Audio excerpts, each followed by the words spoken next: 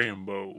Hello everybody, my name is Mr. Hat, and today we're looking at Rambo, which came out in 2008, and it is the last and latest sequel to the Rambo franchise before Rambo 5 comes out this fall. I will not be doing a ranking video after this is over. I will wait till the 5th one comes out this fall, and then I will give you guys a ranking video then. But where I stand right now, I gotta say this is probably my second favorite, and let's get into it. Oh, by the way, this is Stallone month, just so you know. We're doing all the Stallone movies. So Rambo tells a story about John Rambo, who's still living in Thailand 20 years after the third movie, and a group of missionaries come to him with a job. They want him to transport them across the river so they can go help these Burmese people.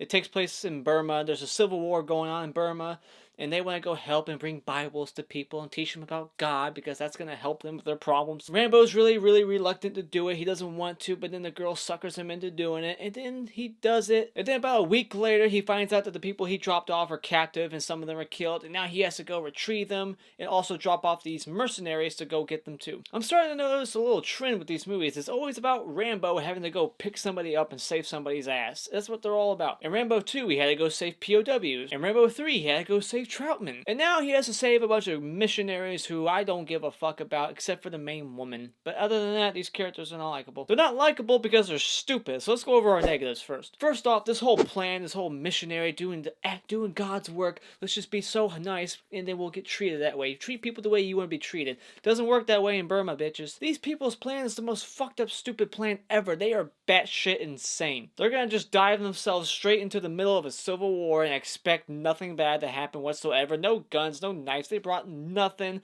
They don't think anything's gonna go wrong. Are you shitting me? It's like they're just asking for trouble. It's so stupid you can't help but shake your head. And then they give you the main leader, Michael, you know, the one who just says that there's no reason to kill anybody. Just like people say there's no reason to hit a woman. Not saying you should hit a woman, but if she's drowning your children, I think you can punch her. The world we live in is not black and white. There's a gray area, alright? There's a scene where Rambo saves their asses and he's like, no, why did you save us by killing?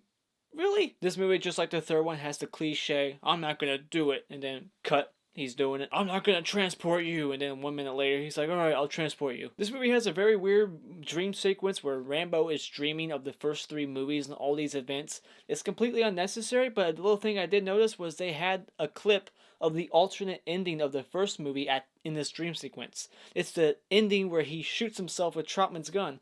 Why would they put that in there? That's just so weird. That's not the ending we got as an audience, and not to mention you're showing Rambo die and he's dreaming about it. And my final main negative with this movie is that there's just lots and lots of CGI blood. They depend on the CGI because apparently I guess that's just cheaper than prosthetics. This movie even has like a CGI nuke Moab explosion in it, and it just looks god-awful. But other than that, this movie's pretty good. I mean, it's not all CGI. There's some pretty good prosthetics, like some good practical effects in this movie. Lots of head explosions, people getting mutilated. I think it's a little over-exaggerated, extreme what bullets can do in this movie. It just tears people up like paper, just pieces everywhere. But the slasher horror fan in me enjoys that shit, and that all that was done on purpose. Sylvester Stallone said, to make this movie more memorable, we gotta be extra violent. And that really is the thing that makes this movie stand out from the rest of them, is the violence. This movie is graphic. This movie does not shy away. We see children being bayoneted, stabbed in the face, shot in the face, thrown in fire, babies, and ripped from their mother's arms, mothers raped. We see everything in this movie. This movie just opens up with all this brutal footage. I'm not even sure if it's real. I didn't do my research. It might be real. I think there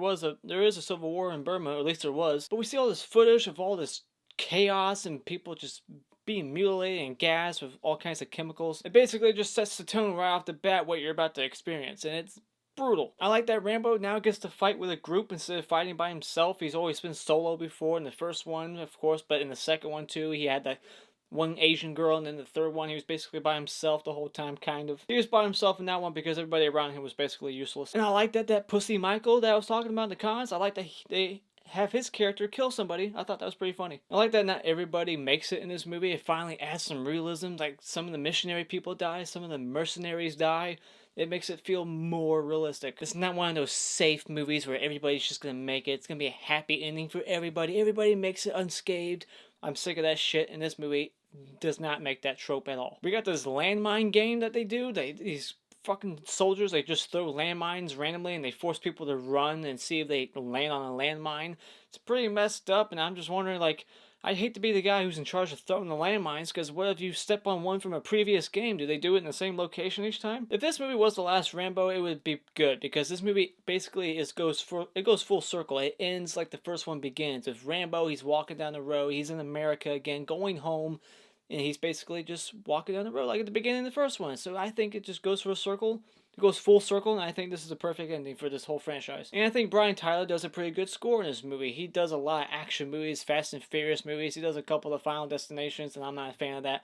He needs to just stick with action. Brian Tyler's good with action movies, not horror movies. But yeah, overall, I really did enjoy this movie. After watching the third one, this is definitely a giant step up. So I gotta say, when it comes to Rambo, this is definitely a fun, modern-day action movie. So therefore, I would say that this is one that you can go out and buy.